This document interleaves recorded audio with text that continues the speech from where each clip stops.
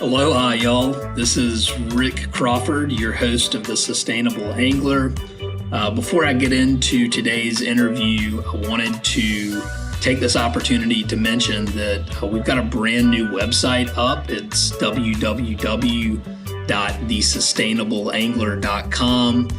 You can find everything from past episodes, a new blog, and also a carbon neutral company directory. So you can find fly fishing guides, shops, lodges, brands, and even nonprofits that are committed to going carbon neutral by 2030.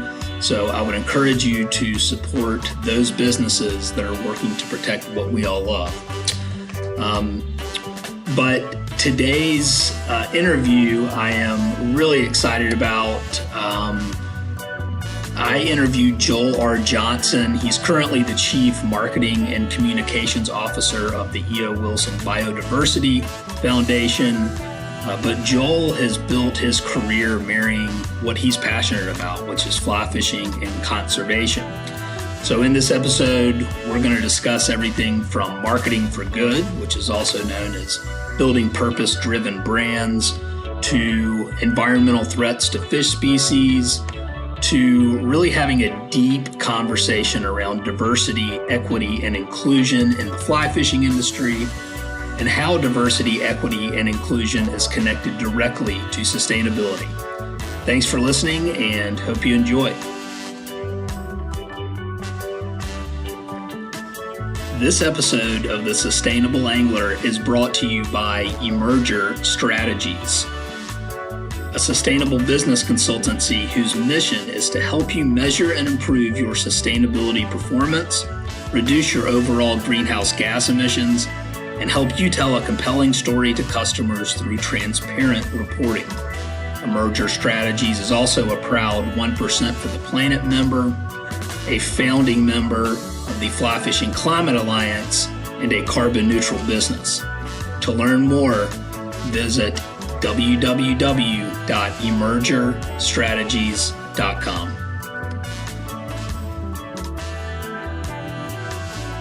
Sure. Yeah, I can do that. Well, again, it's a pleasure to be here. My name's Joel Johnson. I guess, I wouldn't say it's super deep, but maybe involved. I've been involved in the fly fishing community on a number of different levels for at least the last decade or so, maybe going a little bit further back than that. And I've been fortunate to be involved in a number of different interesting ways. I have been involved on the nonprofit side of cold water and freshwater conservation, as well as species-based conservation that are targeted by fly anglers, from trout to bonefish, permit and tarpon. And then, and I'll explain that. And then also I have been in the marketing and communication side of communicating to the fly fishing community through brands like Orvis and Scientific Angler.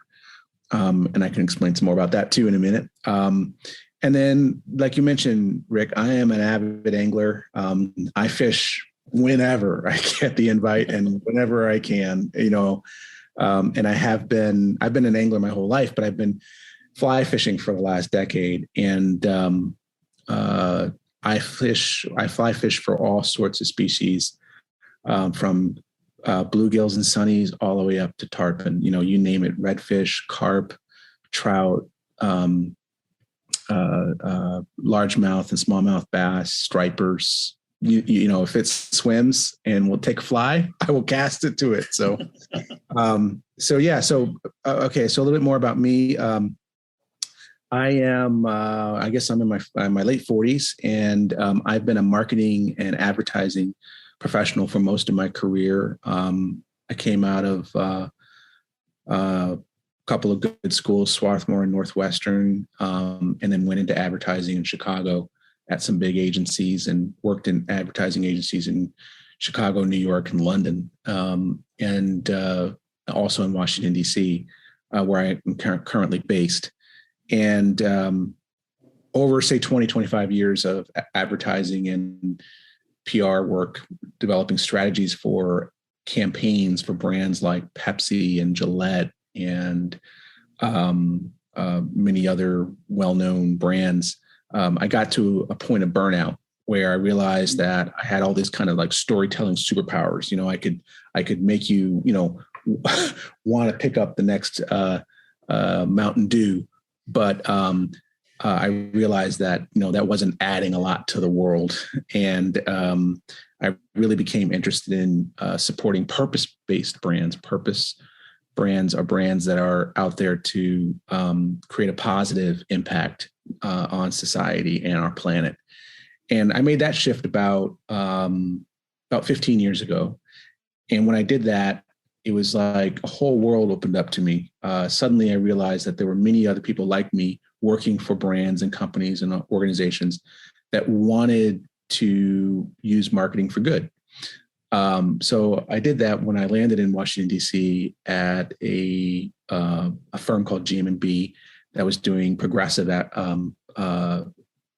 brands and progressive politics, advertising and communications. And at that time, I had just really began to get interested in the possibility of working in conservation when an amazing opportunity opened up at Trout Unlimited.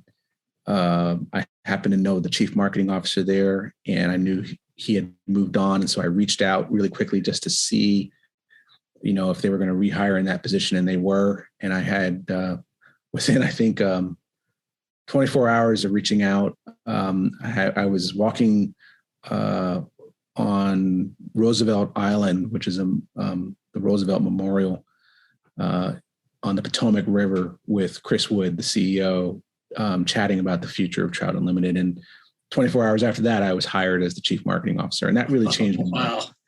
It was incredible. And it was like a dream come true. And it was, it was a challenge. The nonprofit world doesn't pay as much. It's not as, sexy, but, and it's different. You have different types of audiences. You have a board, you have grassroots community and members, and then you have your colleagues. Whereas, the advertising and PR world is really all about serving a client. So solution client. So I did take a little bit of that mentality into Trout Unlimited, where I thought, okay, the members are my clients, and I'm going to take this sort of ragtag team of, ex-journalists and writers and videographers and photographers and PR guys and gals from around the organization and organize them into a kind of mini agency at TU, which is what I did. For several years there, had the chance to just get completely ingrained in the fly fishing community and conservation community of North America. I traveled all around the country to TU meetings, and also met with almost all of the major brands in the industry and developed friendships and contacts there. By the time I left TU, I sat down and I wrote down every single river and every single stream that I could remember that I had fished during my time there. And it was like something in the order of 70 different rivers and bodies of water, and really amazing experience. That's yeah. So after that time at Trout Unlimited, I then followed another lifelong dream, which was to start my own ad agency. And I knew that agency was going to work on purpose-driven brands, and also, just bring along my strengths and my passions. And so we had conservation clients and purpose-driven brands. And of course, I was very, very fortunate enough to have a couple of fly fishing clients. And this is where those brands come in. Orvis was a client for several years, as well as Scientific Anglers. And then Bonefish Tarpon Trust was also a client.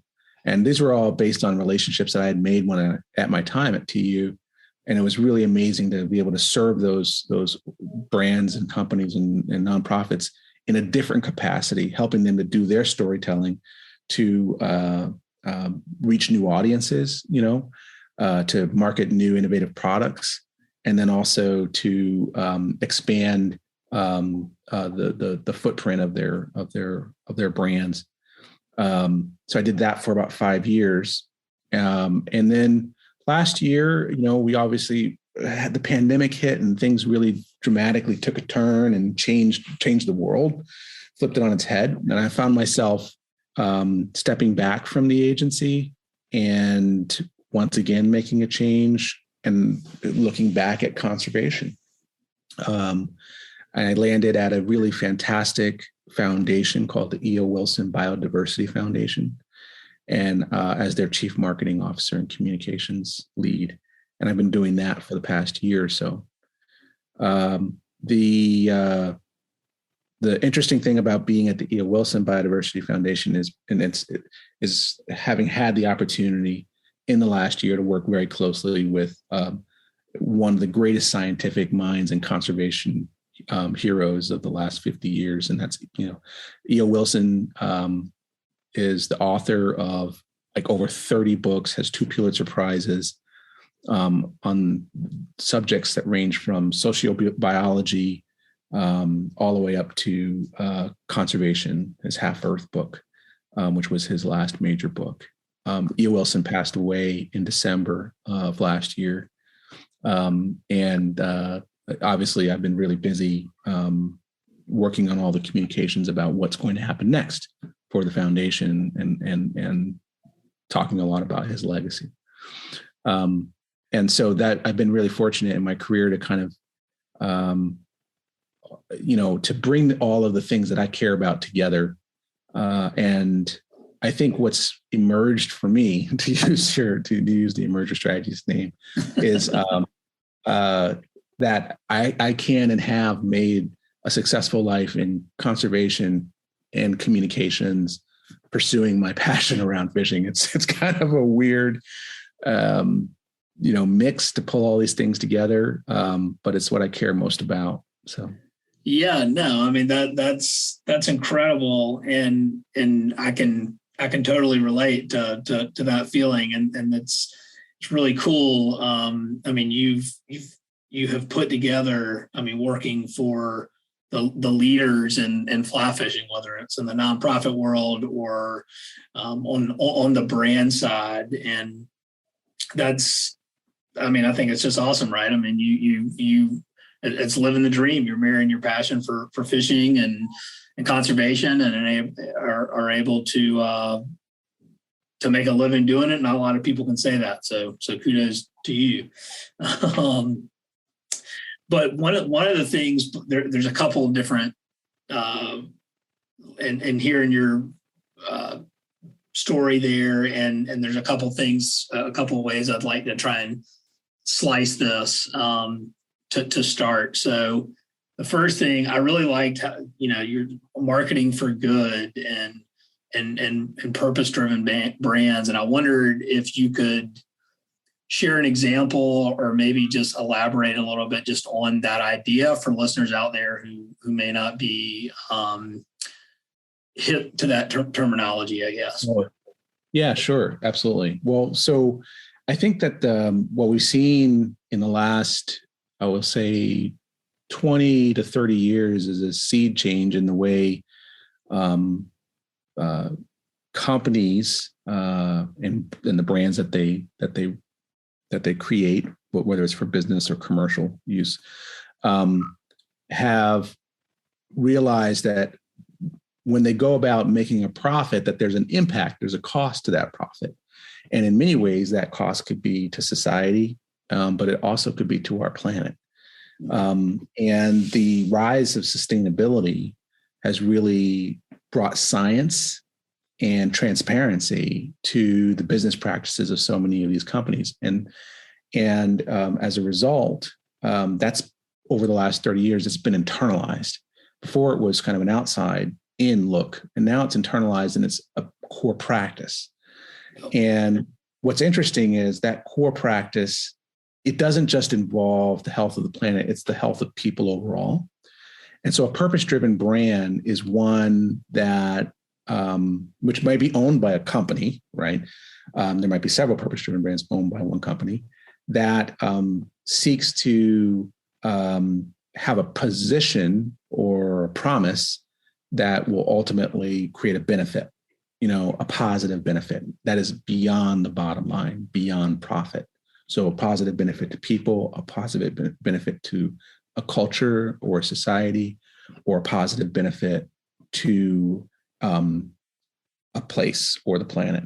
And so recently, a lot of brands have realigned to try to find their quote unquote purpose, their positive benefit.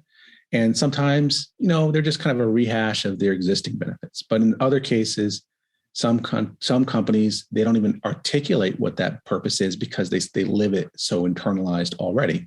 A great example of this, of course, is Patagonia, to use one within the fly fishing space and the broader outdoor world, where everything they do, from their supply chain to their manufacturing, to their marketing, to their grassroots engagement and activism, their storytelling, is all connected back to a purpose to, basically protect the health of this planet, and of course, all the species on it, that includes us. So anyway, sometimes sometimes brands just have purpose-driven projects where, they kind of diverge for a little while and work in an area where they're going to try to make a positive benefit. And others, again, internalize it. Others are just still learning how to do that. It's a journey. It's a constant journey of learning and transformation for companies. It's by no means written in sand that suddenly in stone, that suddenly every business, just by even calling themselves purpose-driven or pursuing that agenda, are doing the right thing right off the bat. It takes a lot of effort and change management. But so that's a little bit of a background on the purpose-driven side, but also that can apply to people in the way they pursue their careers too. So you can be purpose-driven. You can seek out and make choices in the places that you want to work at, or that you apply to, or the skills that you bring into yourself, to develop your professional self. That can be purpose-driven too, because you also want to create a positive benefit in the world. And what's interesting is, just to bring it all back to fly fishing, I feel like, we often talk about fly fishing as this lifelong sport that you can never master, that there's always something new you can learn. And I think in many ways of the sport of fly fishing is absolutely being purpose-driven. You're looking to find a way to better yourself, through the sport, not just the skills and the craft of, say, fly tying or fly casting, or the diversity of fish you catch, but in your relationship to the natural world, understanding the environment, the river that you put your feet in, the ecosystem that takes care of the target species that you're trying to, fish for, whether that's a redfish and in a bayou, or whether it's, the headwaters of a spring creek, at 11,000 feet. It doesn't matter. There's a connection that fly anglers ultimately develop with the natural world that I think could be described as purpose-driven. And oftentimes, and I saw this at my time at TU, when you fall in love and have a deep passion for the natural world, you want to protect it. You want to spend time learning more about it and educate yourself about it. And then soon you want to tell others. And then you look for organizations and groups that you can do that with. Yeah. So it's a progression that I think probably many of your listeners and anglers will be familiar with. Absolutely, and that's kind of maybe a good segue into talking about kind of tying in that purpose, and also you having experience working with Trout Unlimited, Bonefish Tarpon Trots, and now E.O. Wilson Biodiversity Foundation, and talking about protecting what we love. I mean, what are some of the things that stick out in your mind that are threats to the fish that we love to pursue? And yeah, absolutely. I'll let you run with that. Yeah, absolutely. So one thing I learned from Chris Wood, I think it was like on the first or second day we were hanging out, and he was filling me in on the breadth and depth of Trout Unlimited's reach, and he kind of held his hand up and he sort of said, if this is the headwaters, we want, and he was just looking at the veins of his hand. we want to be connecting and restoring and protecting all of these different rivers that all are a part of one ecosystem, from the headwaters to the bay. And one of the things that we've realized is that the threats that are facing both the human species is also facing all of the fish species that we that we love and care for and want to target on the fly. So and frankly, it doesn't matter if that fish species is 1,000 miles away, from the source of these threats. So pollution is obviously a big one. And that manifests in many different forms, from plastic pollution to waste disposal, illegal dumping, and then even man-made pollution that can happen from stream degradation. So for example, overgrazing. These are all different kinds of pollutions. And then I think there's obviously larger, big forces that companies are and organizations are a part of, willingly or unwillingly, and that's of course climate change. The amount of carbon that we consume or put into the atmosphere, or that we release into the atmosphere unknowingly, or has a global effect clearly, but it also has a hyperlocal effect. And I think we're seeing more and more of that. And when we get a change in a weather pattern as a result, we know that species are impacted. Fly anglers, we live by a calendar. We know when the Mother's Day caddis hatch is going to happen. We know when I forget the name of the worm hatch. Vipers.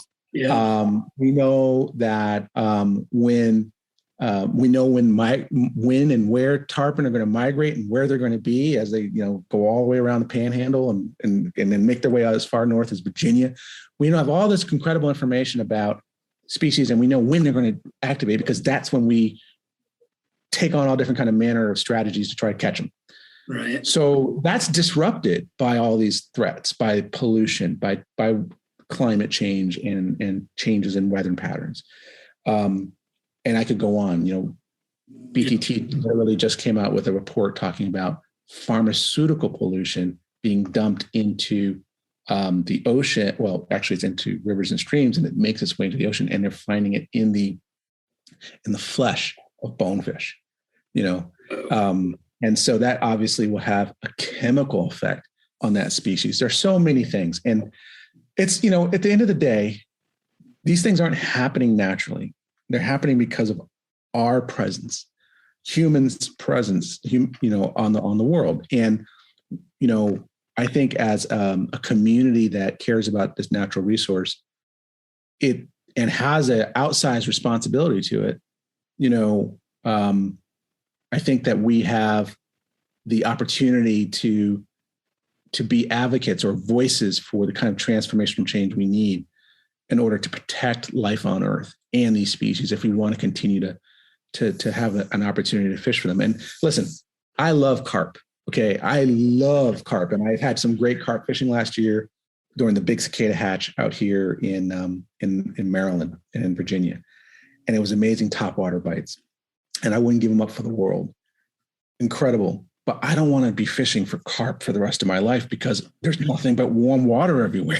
You know what I mean? Right. It's like, so, we if we want the diversity of those angling opportunities, then we've got to step up and protect the resource, and restore it if we. Yeah, well, I agree wholeheartedly with everything that you said, and it's all, and there's so many different things that it can be that impact it, that it can sometimes be overwhelming. But there's a couple of things that you said that I'm gonna ask some questions that I'm nervous about, frankly, Joel. Sure. Yeah. I'll do my best to address what I can. Well, the reason I say that is what stuck out to me, and some of the things you said was transformational change and protecting the resource and protecting what we all love, and sort of working together to do that. And I'm curious, or not. I guess I know a little bit about what you've done on the diversity, equity, inclusion front. And I want to shift gears, and I want to make sure that we have enough time to cover this, because it's really important to me, and I think it will be really valuable for the listeners of this podcast. So I guess I'll start and ask, why we're seeing an increasing number of brands, Orvis is it comes to mind, doing a lot more on the DEI front. But are you able to just a little bit more background on that, and then we'll dive a little bit deeper into what that means? Yeah. Yeah. And I think it's, that the DEI work is, oddly enough, I do think is connected with the sustainability work. And I can explain what I mean by that. So, but let's start with the DEI stuff. So just to take a step back and talk about the fly fishing community, as everyone knows, it's been historically a white community and an older community.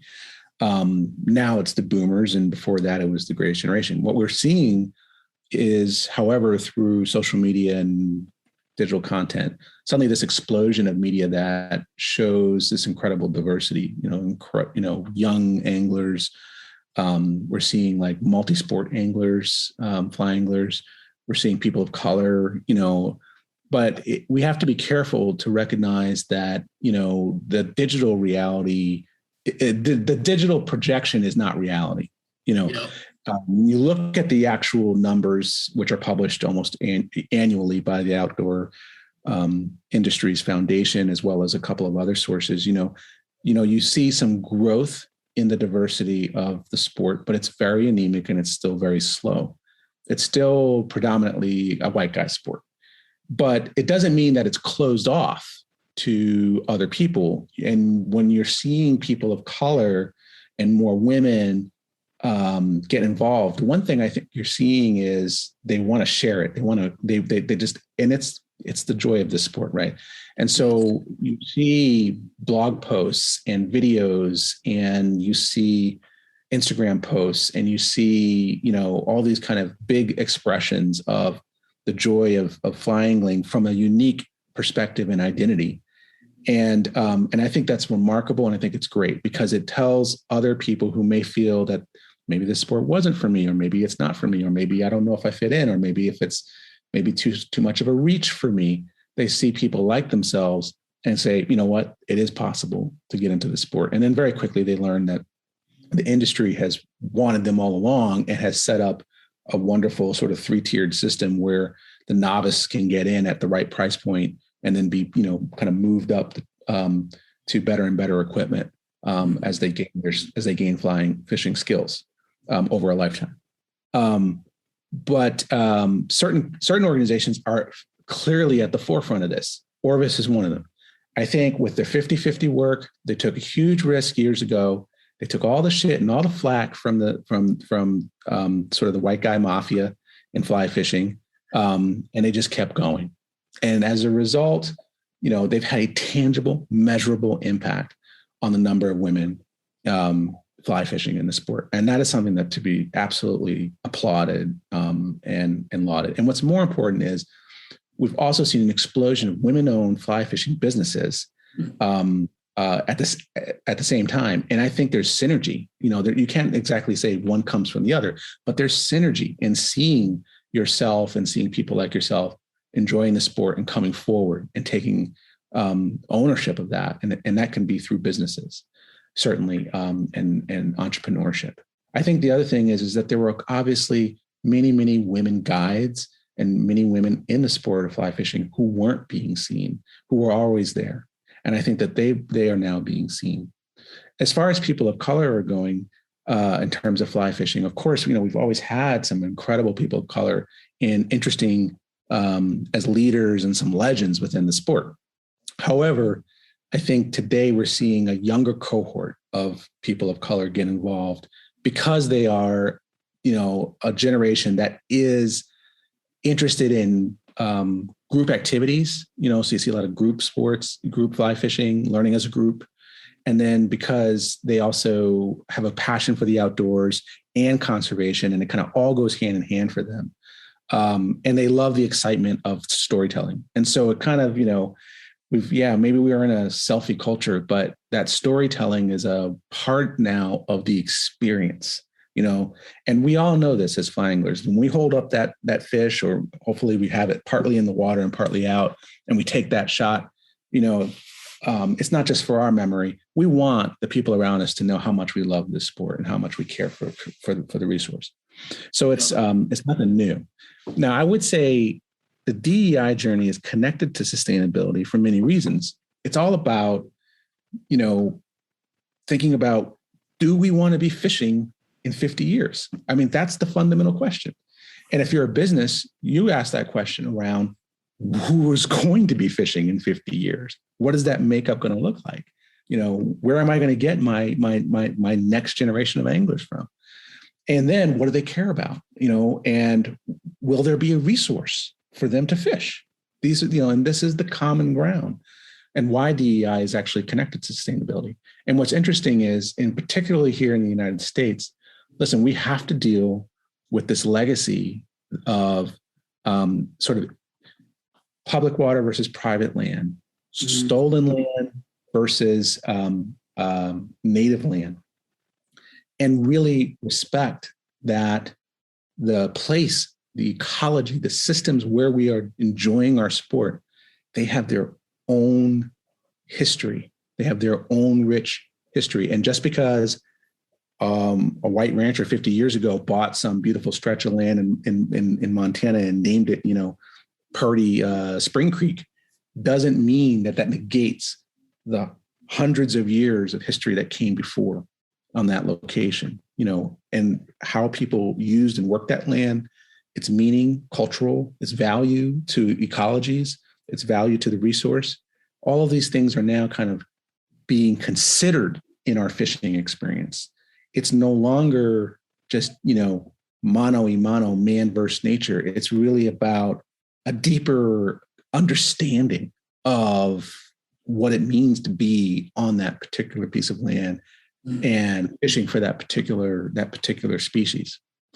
And I think a great example of this is fishing, and particularly fishing for, say, steelhead in the Pacific Northwest, where the steelhead is not only on a general level a great fish to angle for, it's deeply threatened in many ways, but at the same time, culturally and historically incredibly important to Native peoples in the Pacific Northwest and beyond. And then it's a boundary buster. This is the most incredible thing about steelhead. Imagine thinking about a steelhead swimming around in the Pacific, putting on fat, eating squid, eating shrimp, and then a mere months later in like Idaho, it is one of the most, I think to me, it's like that fish is iconic. And I think once more people know about how far tarpon range and their interconnectivity of their species, it's the same thing, right? There's this idea that suddenly, because we can put up a dam, or we can say that this is a state line and that this DNR handles this issue and this DNR handles that issue, we've got to start fishing in a way where we're looking at the totality of our experience, who we are, what land we're on, where the species really, lives and roams, and all the threats that we bring to it. And then taking a holistic approach to solving that. Now, I know the word transformational change is scary for a lot of people because, we actually achieve change in small steps, little increments, doing little things here and there. But transformational change happens when you have a whole community working on it, and each person in that community is taking those small steps. That's the power and the potential of the fly fishing community.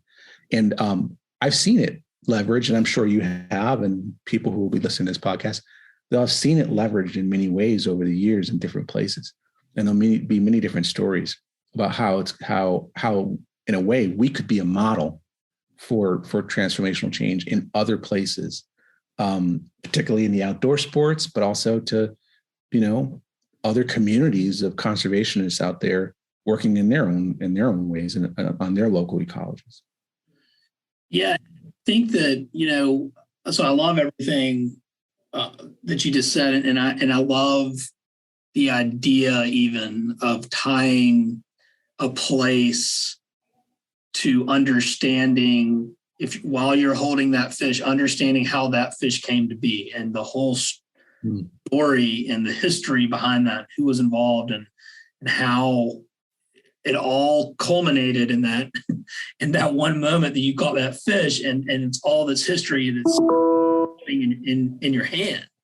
And I mean, that's just the love of, I think fly angling, and that experience, in my opinion, is what transcends race or gender or anything, because everyone, if you have those types of experiences, then you can't not want to protect it forever, and like I said, in my opinion, but that. Yeah, no, and I think I value that, and I want to add and push a little bit on that thought, and maybe challenge you a little bit to think a little bit more about the notion that it transcends.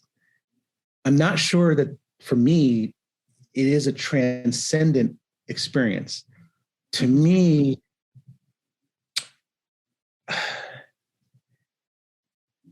it's a formative experience. Okay, so, and I say this in the sense that oftentimes when we talk about diversity, there is a kind of a thinking that somehow everyone should just kind of be equal and flat and kind of the same. But then we miss out on the beauty of what the individual kind of brings to the party. And I think a great example of this is how wildfires in the West are being handled right now. So, there's been an awareness and a reemergence of the understanding that traditional knowledge and local wisdom from the original caretakers of that land and stewards of that land, Native peoples, have had their own fire suppression and management process for hundreds of years on that land. But as that land was colonized and transformed with large-scale farming and agriculture, as well as forestry, and then the emergence of cities, those, and of course, frankly, the genocide of those peoples and the movings of those peoples, the transformation of the land stewardship through brutal, violent policies, that knowledge is not being applied. And so you're getting these incredible wildfires, that really could be mitigated by bringing some of this traditional knowledge and wisdom back. The same thing can be understood, I think, in fisheries, and is being applied in certain fisheries around, particularly in North America. And I think what happens is that fish in your hand, it challenges us to learn. It challenges us to learn more about all the things that are possible, I think, is when I say it's formative, right? Just like fly fishing, where there's no end to what's possible to learn about that experience, I think similarly, by understanding the cultural history, I think you also gain something that you can apply in how you manage that resource going forward. And as well as something new, that you may not have considered before. And so it's important to have diversity of thought, diversity of people involved in stewardship. One thing I've learned in the last year at the E.O. Wilson Biodiversity Foundation is I've learned a lot about global biodiversity and the importance of protecting global biodiversity, not just for the continuation of all species, including us, but also for the continuation of the local peoples who are stewards of that land. 80% of the world's, and this is the world's biodiversity, that is the diversity of life, the richness and rarity of species is the diversity of life, can be found under the stewardship of indigenous and native peoples. 80%. Wow. And so what does that mean? It means that, and it's hard to kind of put your head around it, right? You go, well, the United States is pretty big, right? As a geography, as a landmass. And you think, okay, so where is this biodiversity? Of course, naturally, it's along the equator. It runs in a band around the entire planet, but it also shows up in amazing places like the Rocky Mountain corridor, California. Alabama, for example, in the United States, is considered America's Amazon. It has the greatest biodiversity in the entire country, just shy, a little bit on the verge of California. You can find more turtle species, more species of oak and hickory, more darter species, which not so much fun on a fly, but we all know dart, in Alabama than in anywhere else in the world. That's just, That's unreal. It's unreal, right?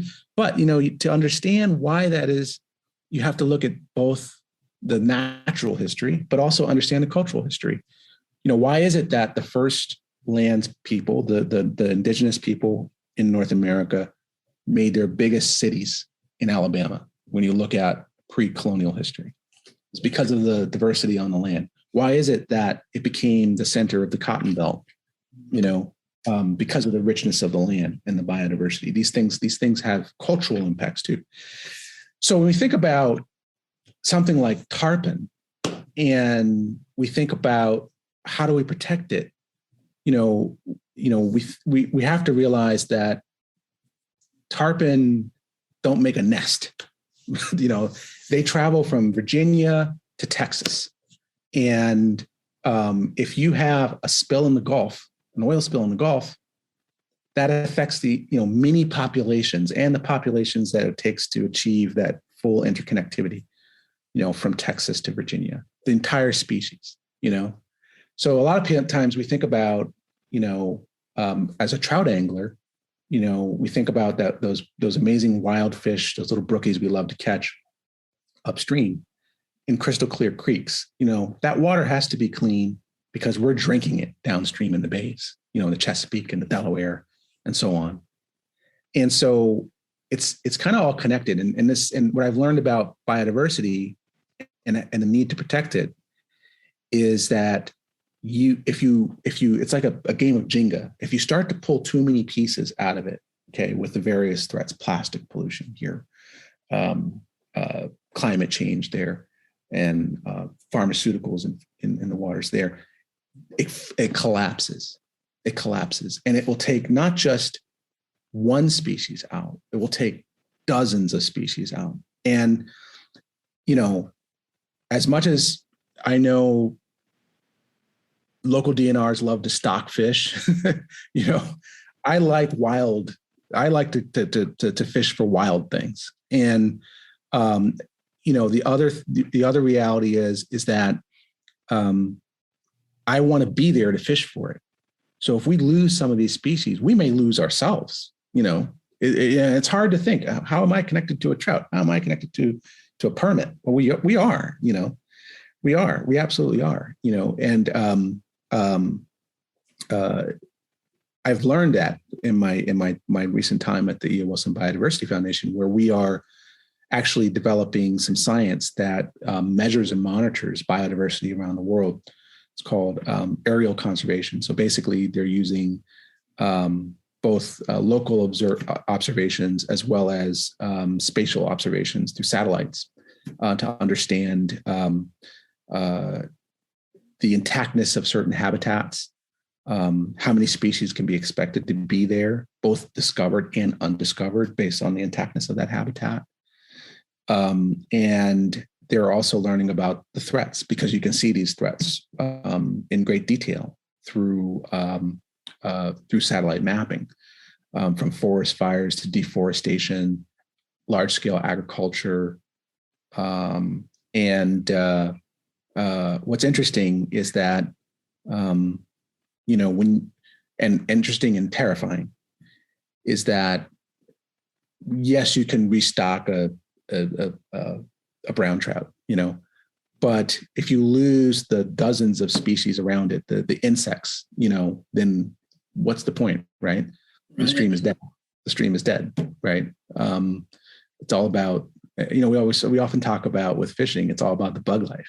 I don't know, I don't know if you've ever, Rick, fished or just been on a river where you've seen this incredible emergence of, a hatch, Yep. and then you realize there's no fish in there to eat the bugs.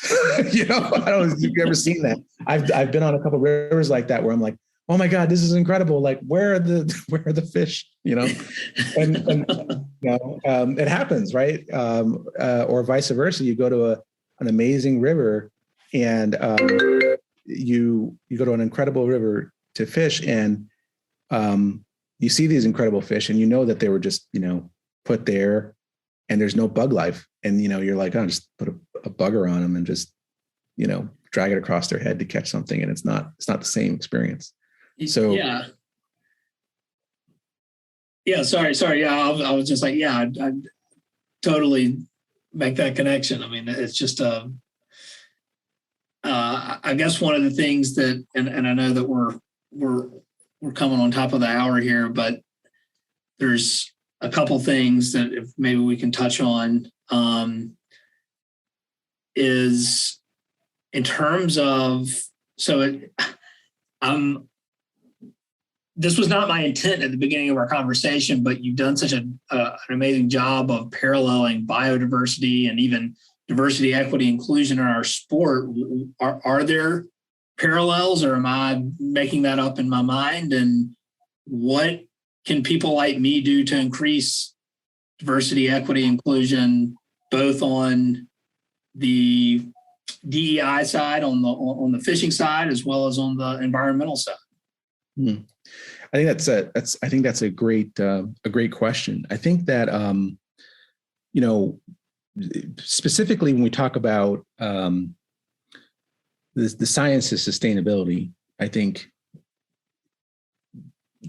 the scientific community, science education, for example, just starting in way back, is an area that definitely needs more DEI work. It's just there's a growing number of Black, Indigenous, and people of color entering scientific fields.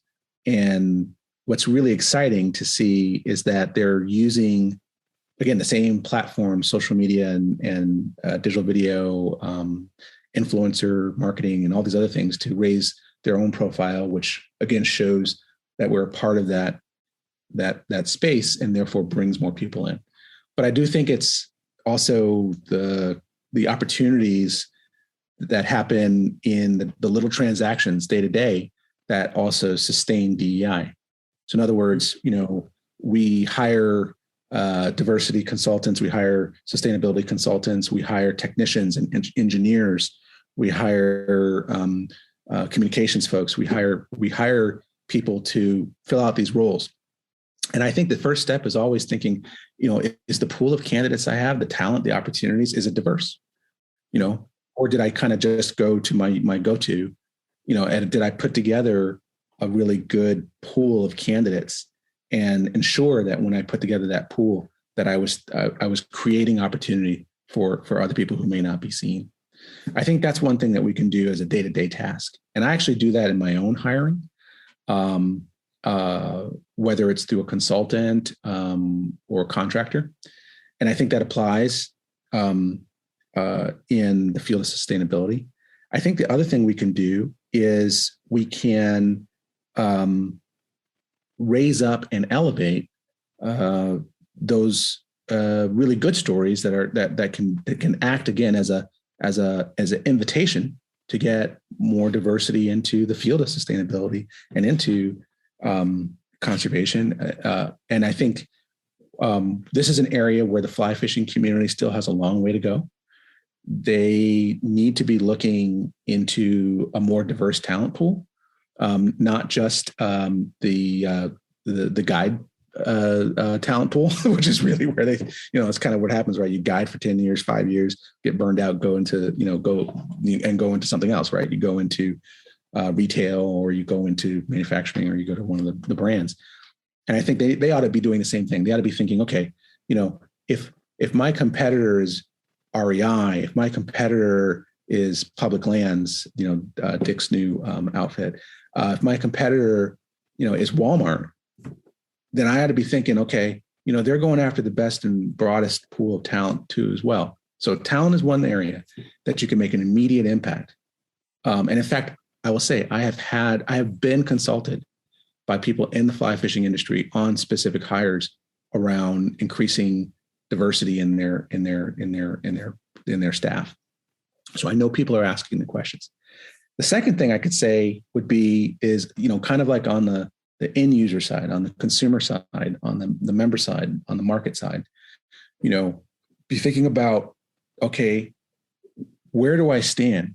The same way that we look at our accounting every month, you ought to be thinking about, during that annual planning period, looking at your audience, and your market and saying, am I drawing from a diverse pool, of opportunities here? Who else could use my experience, my product, my brand, my services, and how do I bring them in, as a potential target audience? And if I don't know how, who in my cohort's doing a good job of that I can buy a cup of coffee or a beer with and get tips and strategies from.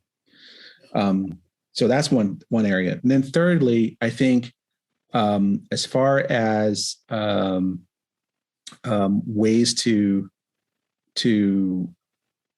really, and this is sort of the secret sauce here of achieving DEI, is to make sure that you have a plan.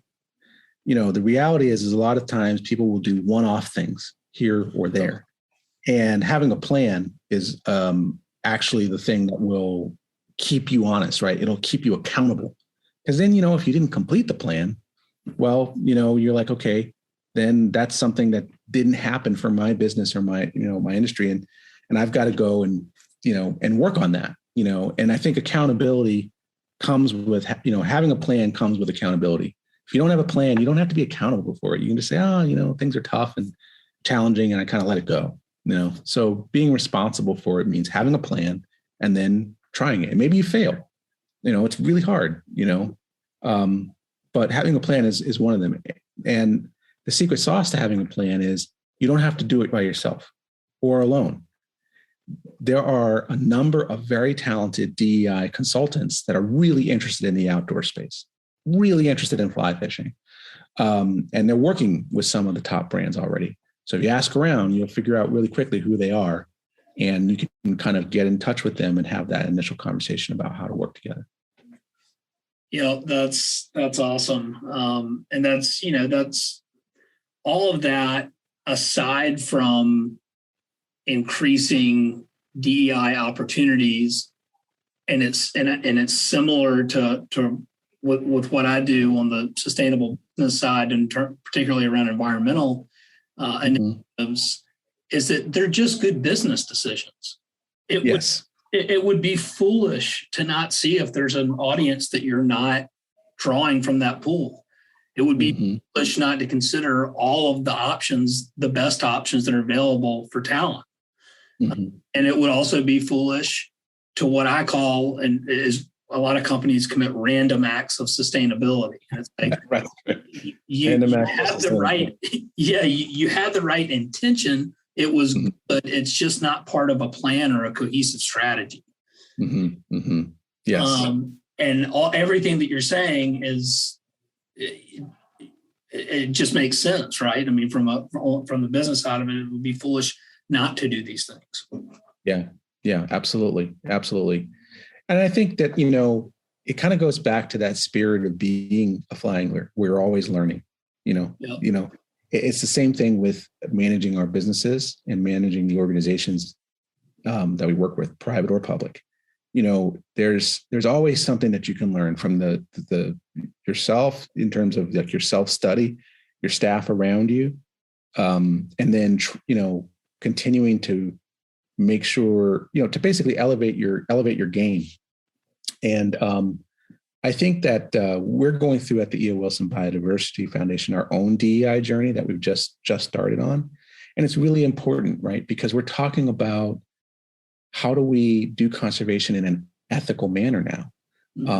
It used to be that you'd have literally a group of people in a room somewhere decide on millions and millions of acres of land, or suddenly locked up for conservation, and that's very problematic. Very problematic. People need to use land in different ways. There are cultural uses and commercial uses, and they are connected. Especially if you lock up land that was historically managed by indigenous people too, that also has ramifications. So to do conservation ethically today, you have to be very considerate of the history of the land, the cultural history of the land, the resources, and then you have to think a little bit beyond the boundaries. You have to think about how animals and insects and even plants migrate and move beyond these, artificial boundaries that people set, and realize that, you may have to work in a coalition in order to achieve your goals. It's not as easy as just sort of one group or one individual, stamping out a place. It requires a group effort, and this is why oftentimes people shy away from the work of conservation. It takes many years. It takes collaboration. It's thankless, a lot like sustainability, but it is it's ultimately rewarding when you know that that particular species on that land has a shot at survival. Or that, the next generation is going to be able to enjoy it, And is that what keeps you going? Is that what gives you hope? Oh yeah, absolutely. So I have an 8-year-old daughter. She and I've been slowly introducing her to fly fishing, and we went fly fishing last year during the cicada hatch that I mentioned, the Brood X cicada hatch. And, I didn't care if she caught a fish. We were floating down the Shenandoah with my good friend Travis Edens of Kingfisher Fly Fishing, and we were casting to rising carp. How rare is that, right? That's crazy. And I say not just like one or two rising carp, hundreds of rising carp on that river. I've never seen that. That's wild. It was wild. I'll send you a couple of pictures and some video. And what I wanted to see was her engagement with the wild, her just accessing that carp, that face of that carp coming out of the water, her realizing that there's life, below that river, and then the bugs falling in her hair and everything that she's swatting off and that are crawling over our yard are sustaining that river. All that biomass going back in, right? And just for her to experience all that. And partly out of, I wanted to learn how to, fish, but I wanted to learn how to connect to the natural world. And I had those experiences when I was young. I was very fortunate. My parents were absolutely in love with the natural world, and they gave us many, many different experiences. But I think that what keeps me going is knowing that conservation is not a one-man job. It's a generational job. You pass it down. I'm proud that in a way, after, 20 years trying to sell freaking soda water, that I've, got some clarity and got to a place where I could, again, spend some of that energy putting that back into the world, That's super inspiring, and thank you for sharing that. And I think that's probably an amazing place to wrap and leave everyone with some, for me anyway, just listening to that gives me hope and inspires me. So I'm really grateful for your time, Joel, and sharing your knowledge, and hopefully educating and enlightening some of us along the way. So I really do appreciate it. Well, I certainly appreciate being on, Rick, and I'm a fan, and I'm excited that Emerger Strategies and your work is absolutely pioneering a space in fly fishing that was long overdue. And I know that you, though you are the first, you won't be the last in transforming this industry. So I appreciate you, and I appreciate your work. So thank you. Thanks for listening to this episode of The Sustainable Angler. The podcast is available anywhere you listen to podcasts. If you like what you're hearing, please give us a rating and review. And special thanks to Joel R. Johnson for joining me on this episode today. Thanks and have a good one.